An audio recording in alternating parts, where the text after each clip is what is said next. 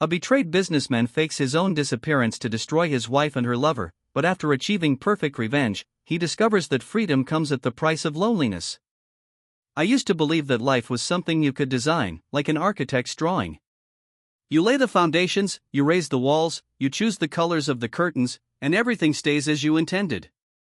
That belief had been my compass for decades. I built a company out of nothing but late nights, failed deals, and a hunger to prove that I was more than the son of a bankrupt shopkeeper. And when I married her, Elena, it seemed like the final stroke of perfection. Beauty on my arm, wealth in my accounts, stability in my future. But perfection, I've learned, is nothing but a fragile glass. And one day, without warning, a crack appeared.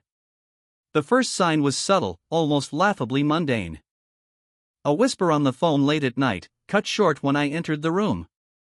A perfume I didn't recognize lingering on her coat, though she insisted she had been shopping alone. I ignored them at first. After all, suspicion is poison, and I told myself that I was too old, too seasoned to drink from that cup.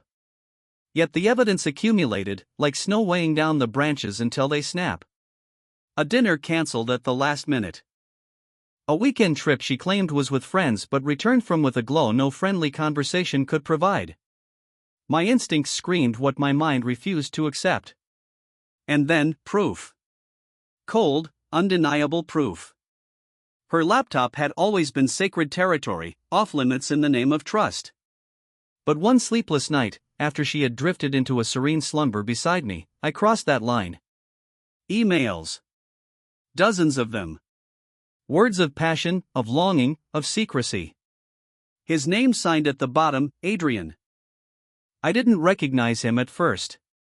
But as I dug deeper, the puzzle pieces aligned. Adrian, the man who once was hers before me, the shadow she had buried in her past. A former lover, resurrected like some ghost from a grave I never knew existed. Betrayal is a peculiar sensation. It doesn't strike like a sword, it seeps, like venom. I felt it in my chest, in my stomach, in the hollow of my bones. I wanted to confront her immediately, to tear down the polite facade of our marriage and watch her mask shatter. But I didn't. Not yet. Because the emails contained more than love. They contained plans. Discussions about money, property, about what she deserved when she finally left me. She wrote about my empire as if it were hers to divide, as if I were nothing more than a stepping stone to a greater comfort. I remember closing the laptop, my hands trembling, not with grief, but with something sharper. Rage, yes, but also clarity. For the first time in years, the world appeared sharp, unfiltered. I realized something profound in that moment. She had not simply betrayed me. She had tried to rob me. Rob me of my trust, my life's work, my very identity. And for that, I could not allow her the satisfaction of winning. Most men in my position would have filed for divorce, called in their lawyers, fought tooth and nail in court. But divorce, in her eyes, would make her the victor. She would take half of everything. She would paint herself the victim, the misunderstood wife. Society, with its blind sympathy for the graceful and wounded, would pity her. No. I wouldn't give her that. Instead, I began to imagine a different outcome. One in which she would be left with nothing. No wealth. No name. Not even the comfort of pity. It started as a fantasy, a fleeting thought on a night of whiskey and sleeplessness. But like a seed planted in fertile soil, it grew roots, branches, and leaves. The fantasy became a plan. And soon, the plan became an obsession. I would disappear. Not in the way people run away from debts or responsibilities, but in a way so complete, so meticulous, that the world would believe I had been swallowed whole by tragedy. A boating accident. A kidnapping. A suicide. The specifics didn't matter, not yet. What mattered was that she would be left in limbo. With no body, no proof of death, she could inherit nothing. She would wait, she would suffer, and as she fought to free herself from the shadows of suspicion, I would watch. Watch as the empire she thought she could claim crumbled beneath her feet. I leaned back in my chair that night, staring at the darkened window. In the reflection, I barely recognized myself. Not the businessman, not the husband, not the smiling man in photographs framed in silver. No, I saw something new. A ghost in the making. And for the first time in months, perhaps years, I smiled. Preparation is everything. That was the mantra that built my company, and it would be the mantra that dismantled the life I had once cherished. I began with silence. Not action, not confrontation, but silence. Silence is underestimated. It gives you time, it shields your intentions, and it lulls your enemies into comfort. Elena still moved through our house like the queen of some imagined empire, unaware that her kingdom was already burning beneath her feet. She kissed my cheek, she smiled at dinner parties, she played the role of the devoted wife. And I played along. But behind the mask, I calculated. The first step was money. Wealth is both anchor and chain. I had spent decades acquiring it, and now it would become my weapon. Quietly, discreetly, I began shifting assets. Shell companies I had opened years ago, insurance policies for a rainy day, were resurrected. Offshore accounts in jurisdictions so obscure that even seasoned investigators would need years to trace them. One by one, I transferred funds. Small amounts at first, to test the waters. Then larger sums, disguised as business expenses, investment losses, consultancy fees. It took weeks, but slowly my fortune became liquid, hidden, and untouchable. She would never find it. Not even if she hired the best lawyers in the country. The second step was identity. To vanish, one must die, or at least, cease to exist as the world knows them. I scoured the underground markets, places one does not admit to visiting. Dark corners of the web where men sell passports, birth certificates, entire lives for the right price. I acquired not one, but 3 identities. A Swiss businessman. A Canadian retiree. A Portuguese sailor. Each came with history, social security numbers, credit records, even photographs of staged family members. I memorized the details until they felt as real as my own. And then came the logistics. I studied the art of disappearance as though it were a discipline. Dozens of case studies. Men who had vanished into forests, oceans, mountains.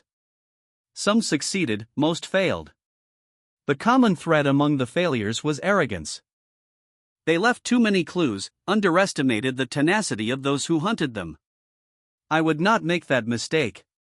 I plotted routes, by land, by air, by sea. I memorized train schedules, ferry crossings, flight paths that connected with little oversight. I practiced signing my new name until it flowed from my hand as easily as my own. I packed bags and unpacked them, timing myself until I could leave everything behind in under an hour. Every detail mattered. At night, when Elena lay beside me, scrolling through her phone with that half-smile she thought I didn't notice, I studied her. I studied the way she concealed her lies, the way her eyes flickered when she spoke of friends I knew were more. I memorized her tells, not out of love, but out of necessity. Because when the day came, I would need to know how she would react, how she would lie to the police, how she would break under pressure. And I wanted to savor it. The plan grew like a second life, running parallel to the one everyone else could see. In the mornings, I attended meetings, signed contracts, smiled for photographs. In the evenings, I became an architect of shadows, dismantling my existence piece by piece. The hardest part was not the mechanics, it was the waiting. Each day stretched like a taut string, vibrating with tension. Each moment with her was unbearable, every word she spoke a reminder of her betrayal. Yet I had to endure, to pretend, to let her believe that her deception was still hidden. Sometimes I wondered what she thought of me now. Did she see me as a fool, oblivious to her affair?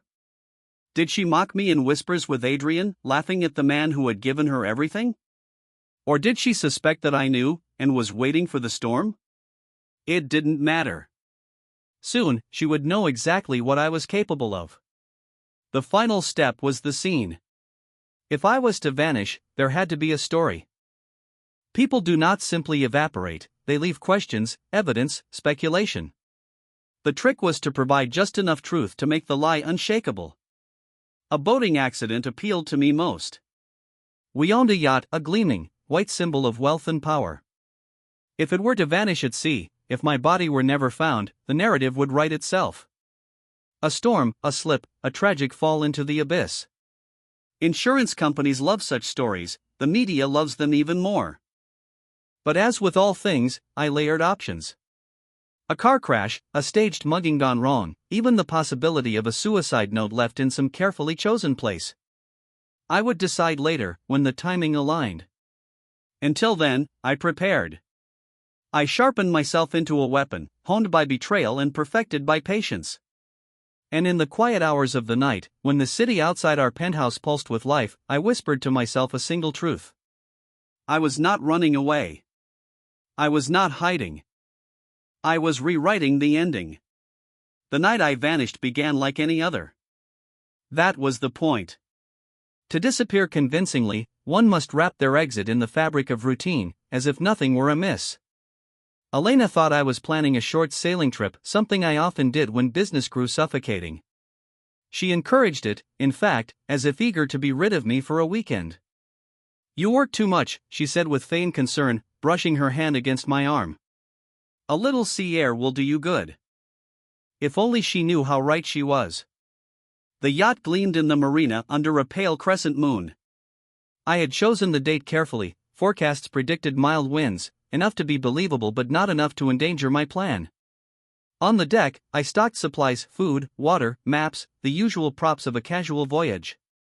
Beneath the cabin floor, hidden in waterproof containers, I packed my real escape, forged documents, cash, a satellite phone, and clothes that bore no resemblance to my usual style. I cast off at dusk, waving half-heartedly to the marina staff who knew me by name. They smiled, accustomed to my solitary voyages. By the time the lights of the city faded into the horizon, I was alone with the sea. At midnight, I put the plan into motion. Step 1, the distress call. I had pre-recorded a short message in a trembling voice, laced with static and panic. "Mayday, this is engine failure, taking on water." I transmitted it through the radio, then smashed the device with a hammer until it was unrecognizable. Step 2, the evidence. I tore one of my shirts, stained it with my own blood, donated earlier at a clinic, stolen back through a bribe, and left it near the railing. A knife, carefully smeared with salt to suggest time in the water, completed the tableau. Step 3, abandonment. I guided the yacht toward a predetermined point near a shipping lane, then set a timed charge of fuel and fireworks in the engine compartment. Nothing lethal, but enough to mimic an explosion when the timer hit. The spectacle would draw attention, ensuring witnesses would later swear they had seen flames. And finally, my exit. I lowered the dinghy, heart steady, movements rehearsed 100 times in the privacy of my mind. With one last glance at the life I was erasing, I descended into the small boat, started the silent motor, and slipped away into the darkness. An hour later, the explosion lit up the horizon behind me. I didn't look back. By morning, the story had already begun to unfold. Elena was the first to be notified, woken by a knock at the door. Coast Guard officers spoke of a distress call, of wreckage found adrift, of no body recovered. She wept on cue, whether from genuine grief or the performance of it, I could not tell. The media swarmed within hours. Business mogul feared dead in tragic yachting accident. Photographs of us together filled the screens, the perfect portrait of a grieving widow. But her eyes betrayed her. They weren't eyes of loss, they were calculating, cautious. She was already asking herself the only question that mattered to her: what now? And she would soon discover the answer: nothing. Enter the detective. His name was Daniel Mercer, a man whose reputation preceded him. Pragmatic, relentless, with the kind of sharp gaze that dissected lies before they were spoken. While others offered condolences, he arrived with suspicion. He walked the marina, studied the wreckage, questioned the staff. He noticed the small things: the absence of my wedding ring among the recovered items, the improbability of the explosion's origin, the strange neatness of the blood-stained shirt. He didn't say it aloud, but I knew what he was thinking: it was too convenient. Mercer visited Elena 2 days after the accident. She played the widow flawlessly draped in black silk, eyes glistening with tears that fell at rehearsed intervals. "He was everything to me," she whispered. "I don't know how to go on without him." But Mercer didn't nod sympathetically like the others. He watched. He listened. And when she thought he wasn't looking, he caught the brief flicker of annoyance across her face when the topic of inheritance came up. No body. No death certificate. No estate transfer. Her kingdom was trapped in purgatory. From a quiet hotel room in another city, under a different name, I watched it all unfold on a flickering television screen. The explosion replayed in slow motion.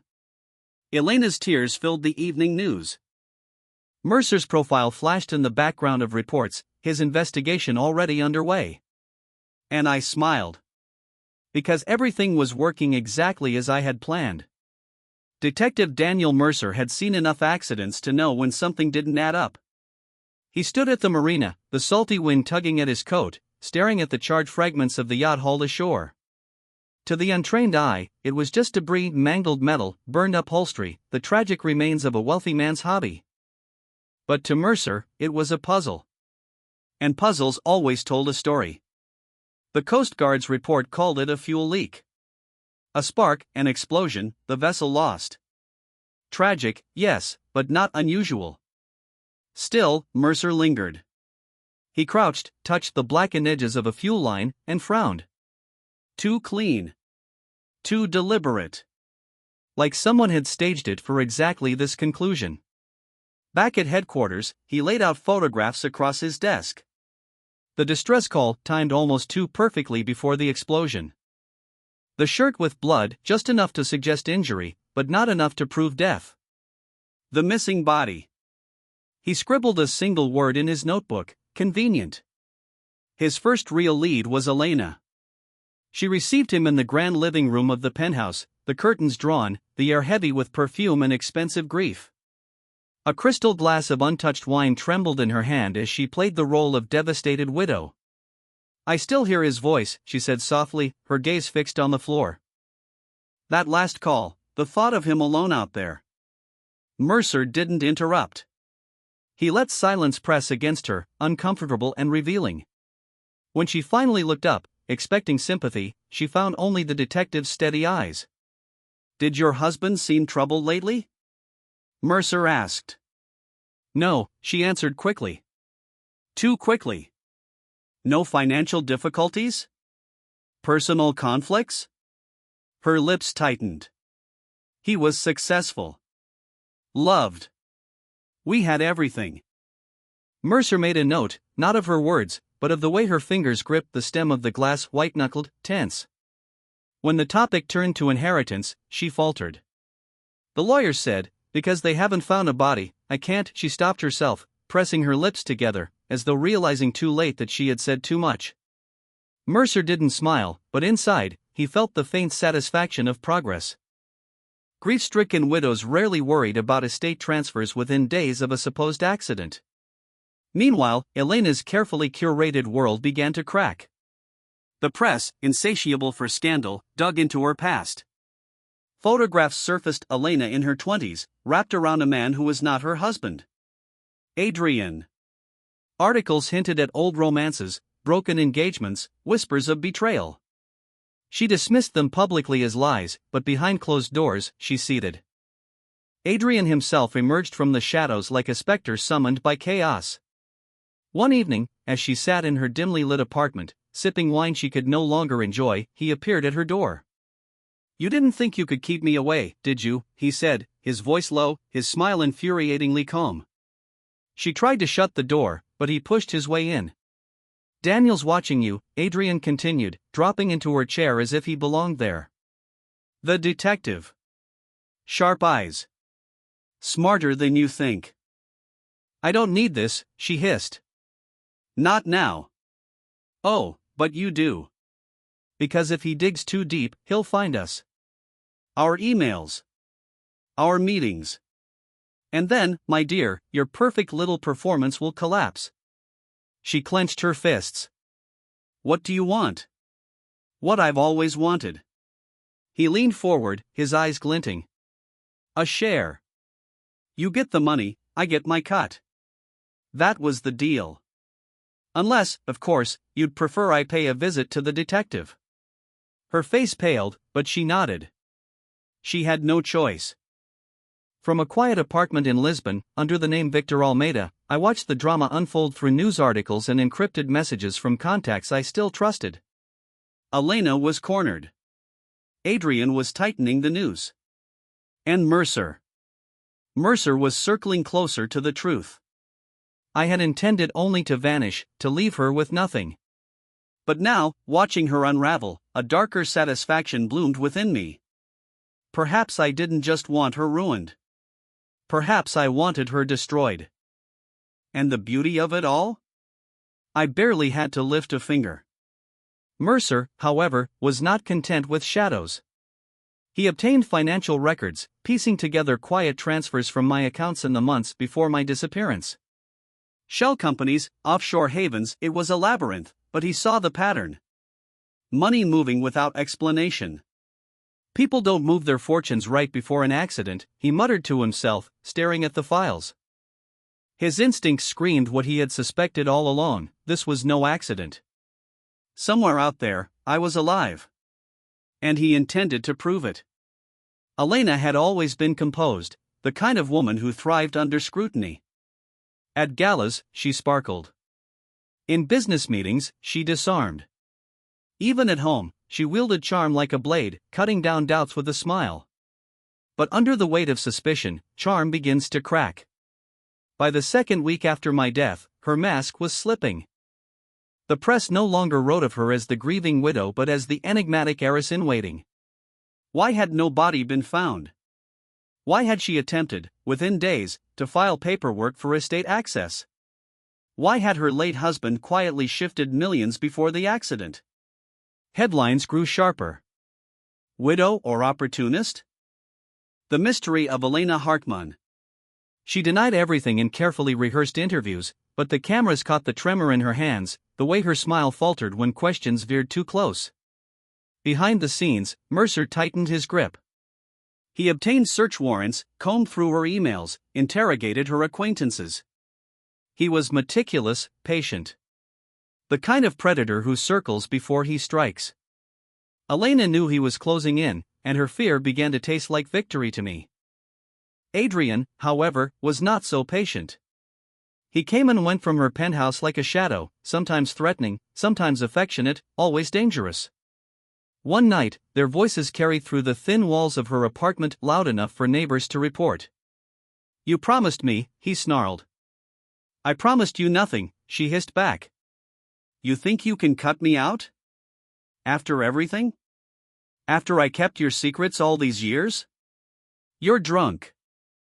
"I'm owed," Adrian said, slamming his glass onto the marble counter. "And if Mercer finds out about us, if he digs far enough, your perfect life goes up in flames." "Unless you pay me." Her reply was silence. Not surrender, not agreement, just silence. The silence of someone cornered. It was time for me to intervene. From Lisbon, I began sending whispers into the world. Anonymous tips, carefully constructed breadcrumbs. A file sent to Mercer's desk containing fragments of Elena's financial exchanges with Adrian. A photograph of them together from years ago, slipped to a tabloid. A mysterious message to Adrian's phone: "She's playing you." Chaos doesn't require force. It requires pressure applied in just the right places. Elena found herself besieged. The police questioned her daily. The press hounded her steps. Adrian demanded money she couldn't access. She slept little, ate less, and drank more. For the first time since I had known her, she looked vulnerable, not because she had lost me, but because she was losing control. Detective Mercer felt the shift as well. In his office, he stared at the anonymous file with narrowed eyes. Financial records tying Elena to Adrian. Transfers that suggested hidden dealings. It was the missing link in his puzzle. He didn't trust anonymous sources, but the precision of the information was uncanny. Whoever had sent it knew the case intimately. Too intimately. Is he alive? Mercer wondered. Is he playing this game himself? The idea thrilled him as much as it unnerved him. If I were alive, it meant the case was not about an accident but about a performance. And Mercer was determined to be the one who tore down the curtain. Elena's breaking point came on a rainy Thursday evening. She stormed into Adrian's apartment, drenched and trembling. "You think you can blackmail me?" she spat, her voice sharp with fury. "Do you know what happens if I go down?" "You go down with me." Adrian leaned back on his couch, sipping whiskey, smiling that infuriating smile. "Maybe. But the difference is, I have nothing to lose. You, on the other hand, have everything." Her hand shook as she reached for her bag. For a moment, I thought she might pull a gun. But no, Elena was not a killer. Not yet. "You'll regret this," she whispered before slamming the door behind her. And in that moment, I realized something I had not planned for. The cracks in her life were widening faster than I expected, yes. But cracks, when left unchecked, don't just collapse quietly. Sometimes they explode. And I was no longer entirely in control of what came next. From my apartment balcony in Lisbon, I lit a cigarette, a habit I had abandoned years ago but resurrected now, in this strange second life. The city stretched before me, golden lights shimmering on wet cobblestones. I thought about Elena, about Adrian, about Mercer. All three trapped in a web I had spun.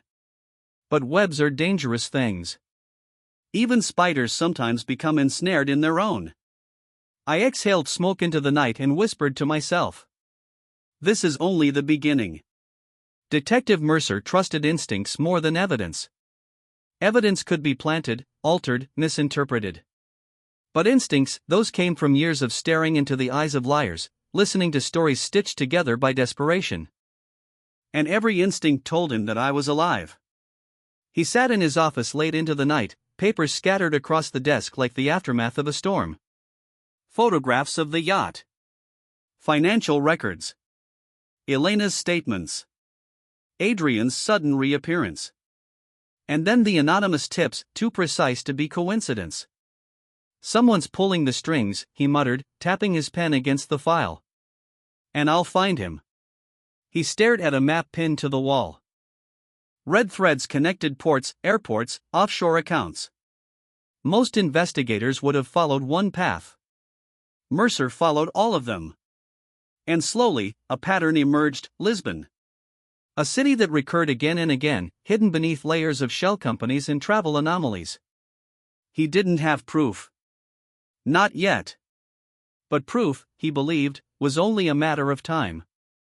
Meanwhile, Elena was unraveling. Her days blurred into interrogations and whispers. Neighbors looked at her differently. Journalists followed her like vultures, shouting questions about Adrian, about money, about betrayal. Adrian, of course, enjoyed every second. One evening, she found him in her kitchen, helping himself to her wine as though he owned the place. "I told you never to come here again," she hissed. "And I told you," Adrian replied, swirling the glass lazily, "that I don't take orders from you." "Not when we share secrets. Dangerous secrets." She slammed her hand on the counter. "You're going to ruin everything." He smirked. "No, Elena. You're doing that all on your own." The argument escalated, voices rising, accusations flying like daggers. For years, Adrian had been her shadow, the man she kept tucked away in the dark corners of her past. Now, he stood in the middle of her present, threatening to drag her down with him. At last, she snapped. She grabbed the glass from his hand and hurled it against the wall, shards scattering across the floor. "Get out!" she screamed, her voice raw. Adrian didn't flinch. He leaned close, his whisper colder than any shout. "You need me, Elena. Without me, you'll drown. Don't forget that." Then he left, leaving her shaking in the silence of her broken home. From Lisbon, I watched the storm grow.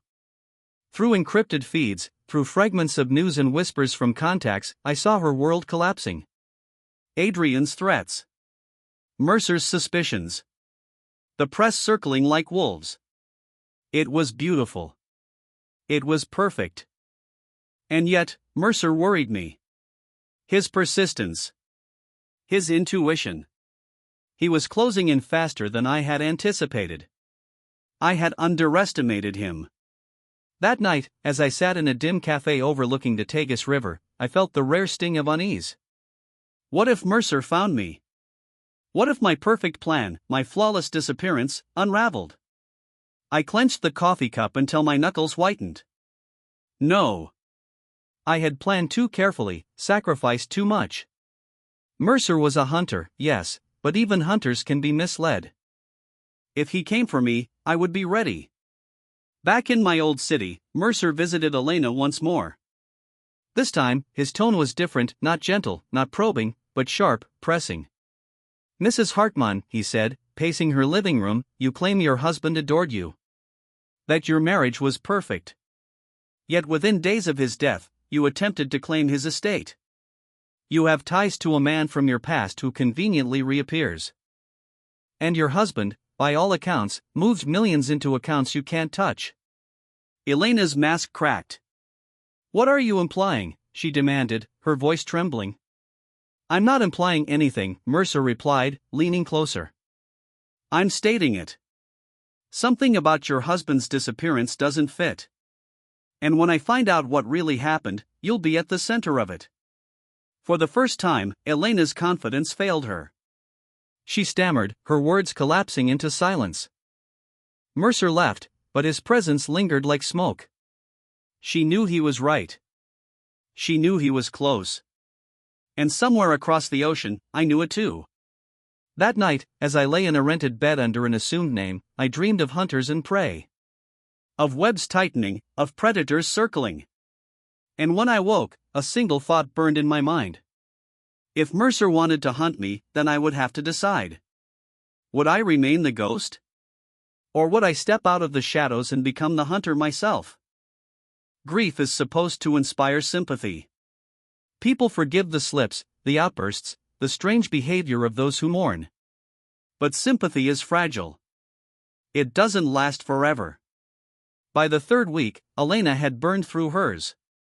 She arrived at interviews disheveled, her voice sharp and defensive.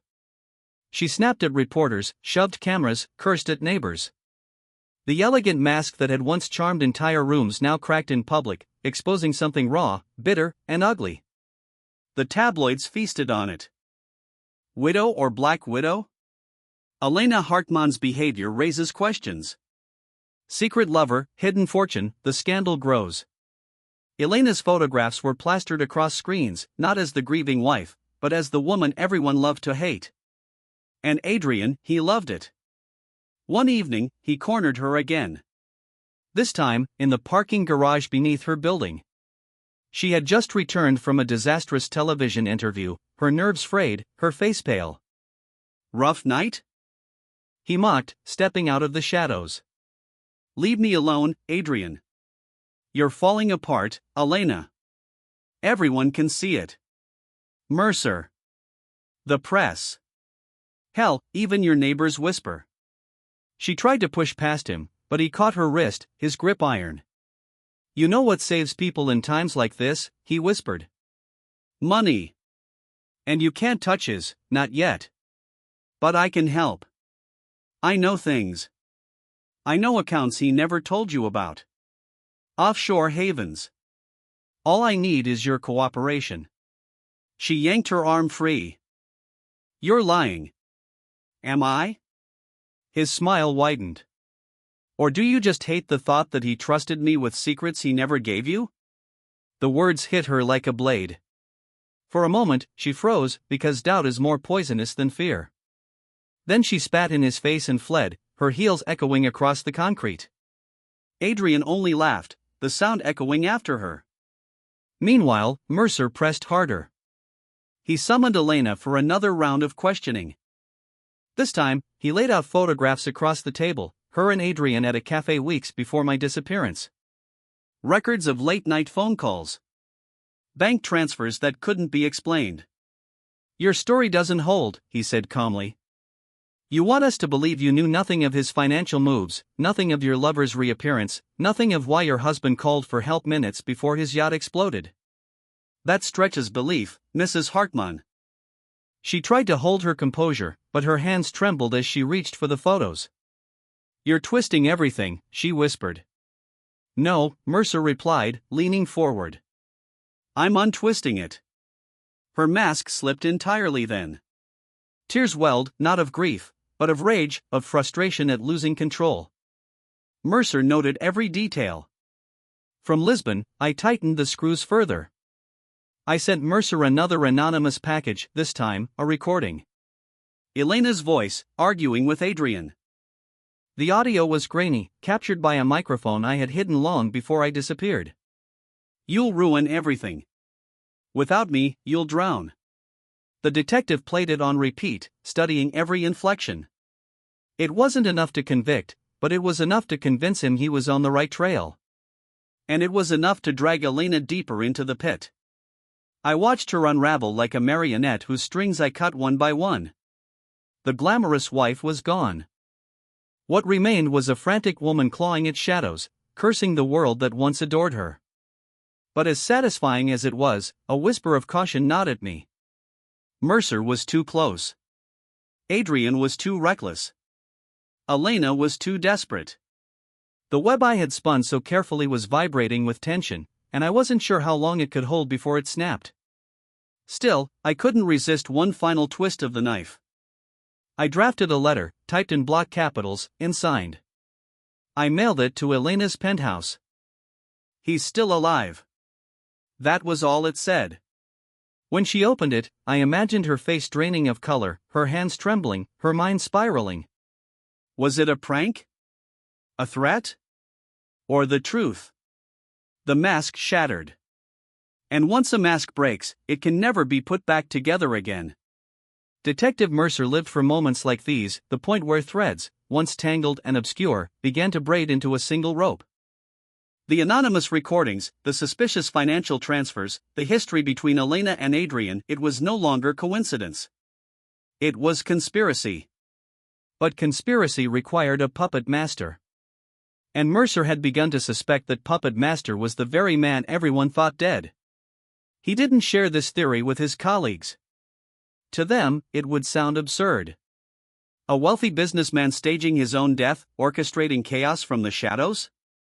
It belonged in novels, not case files. But Mercer trusted his instincts.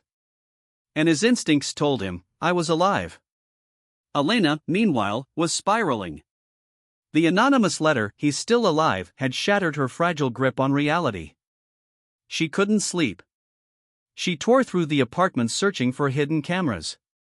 She accused Adrian of writing it, screaming at him until neighbors called the police. When the officers arrived, she laughed hysterically, insisting her husband was haunting her. The tabloids devoured the scene. Widow claims husband alive, mental breakdown or guilty conscience? Her lawyer begged her to stay silent, but Elena couldn't. Every word she spoke only deepened the suspicion around her. Adrian, on the other hand, thrived in chaos. He cornered her in a dim hotel bar days later, his smile wicked, his eyes sharp with malice. "You're cracking," he whispered, leaning close enough for her to smell the whiskey on his breath. "And it's beautiful. You know what keeps me calm, Elena? The thought of your empire falling apart. And when it does, I'll be standing right there to collect the pieces." She shoved him away, but his laughter followed her out into the rain-soaked street. Adrian wasn't bluffing anymore. He had begun speaking to journalists, hinting at secrets, teasing stories about Elena's infidelity, her greed, her lies. For the first time, she realized Adrian might not want a share of her fortune at all. He wanted to watch her burn. And I wanted the same. From Lisbon, I pushed the pieces into place. Another package for Mercer, this time, a bank transfer linking Adrian to one of Elena's hidden accounts. Another whisper to the press, an untraceable tip about their late-night meetings. The city I had abandoned was a storm now. Every headline screamed betrayal, every rumor spread like wildfire. Elena couldn't silence it. Adrian couldn't control it. And Mercer? He followed it like a bloodhound. The collision was inevitable. Mercer requested Adrian's presence at the station. The questioning was sharp, deliberate. Mr. Hale, Mercer began, you've been seen with Mrs. Hartmann repeatedly since her husband's disappearance. Care to explain? Adrian smirked. Old friends. Offering support. Is that a crime? Support? Mercer raised an eyebrow, sliding a photo across the table. This looks less like support and more like conspiracy. Adrian's smile faltered for the first time.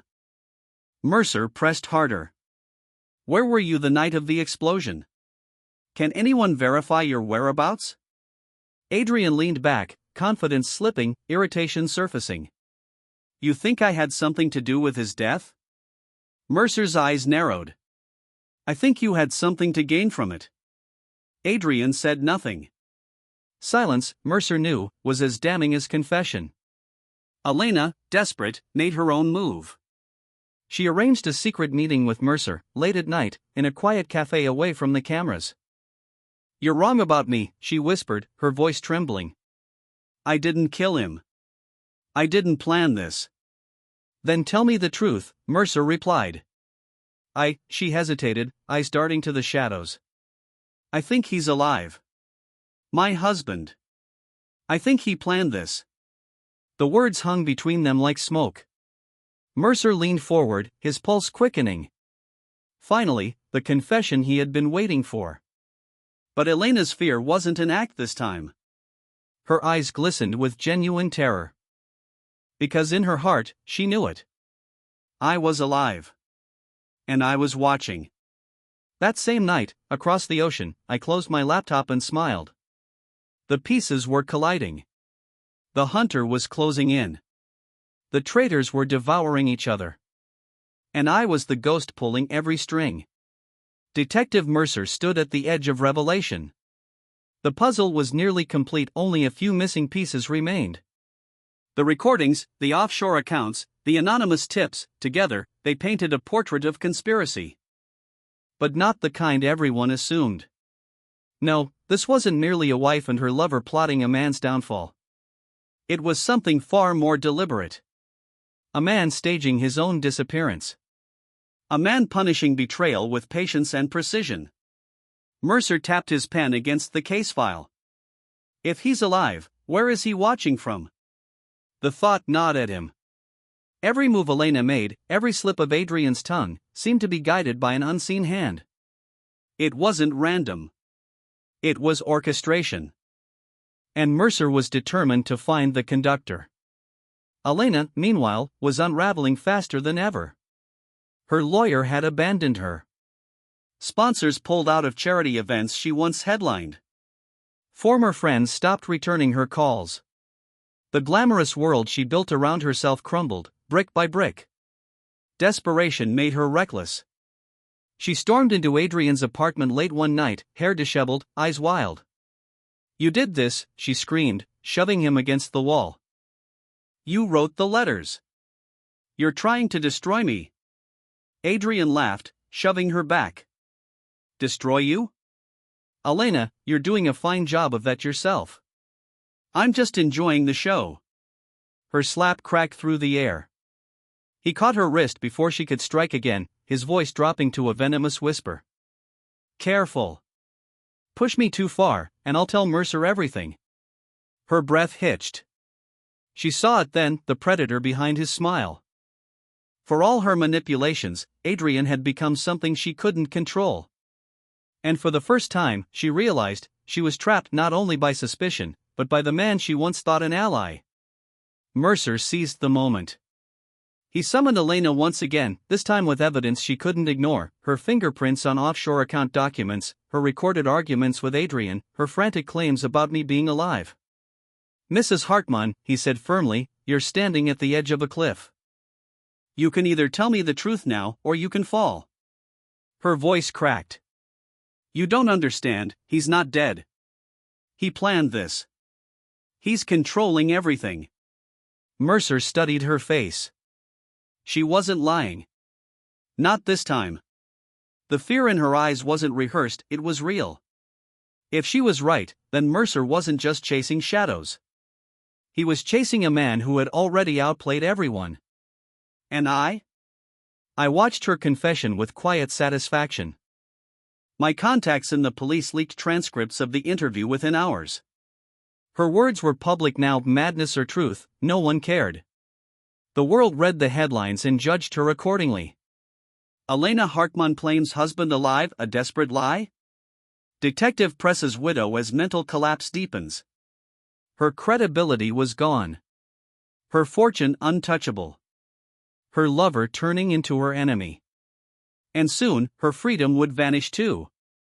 That night, in Lisbon, I made my final preparations. New accounts were already secure.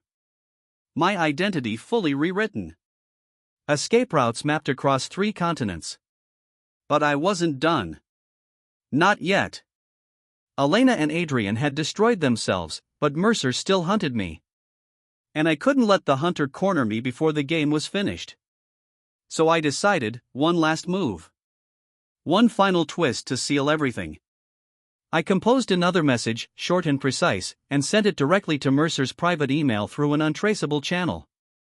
Detective, you're right. I'm alive. But catch me if you can. Then I pressed send. And somewhere across the sea, I knew Mercer's eyes would widen, his pulse would quicken, and the chase would enter its final stage. The trap had tightened. Around Elena, around Adrian, around Mercer. And even around me. Detective Mercer didn't sleep after receiving the email. He read it once. Twice. A dozen times. Each word cut through him, sharper than evidence, sharper than testimony. Detective, you're right. I'm alive. But catch me if you can. It wasn't a confession, it was a challenge. Mercer stared at the glow of his computer screen, the reflection of his weary eyes staring back at him. He had hunted killers, liars, thieves, but never a ghost who invited the chase. Now it was personal. Elena's world, by then, had collapsed completely. Her accounts were frozen. Journalists circled her building like vultures. She couldn't step outside without hearing whispers, without cameras flashing, without someone muttering murderous. And worse, Adrian had turned on her fully. He leaked photos to the press, images of their affair, messages from years ago, proof of their entanglement. Overnight, she became the villain in every headline, the woman who destroyed her husband for greed. She stormed into Adrian's penthouse, fury boiling through her veins. "You'll regret this," she spat, voice trembling with rage. "No, Elena," Adrian replied coolly, sipping his drink. "You'll regret crossing me." The argument escalated, voices sharp as knives. And then, without warning, Adrian pulled out an envelope and tossed it on the table.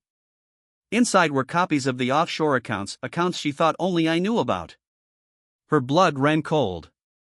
"Where did you?" "Doesn't matter," Adrian interrupted. "What matters is leverage. Either you give me what I want, or I burn you completely." For the first time, Elena realized she wasn't just cornered, she was caged. And I watched it all unfold.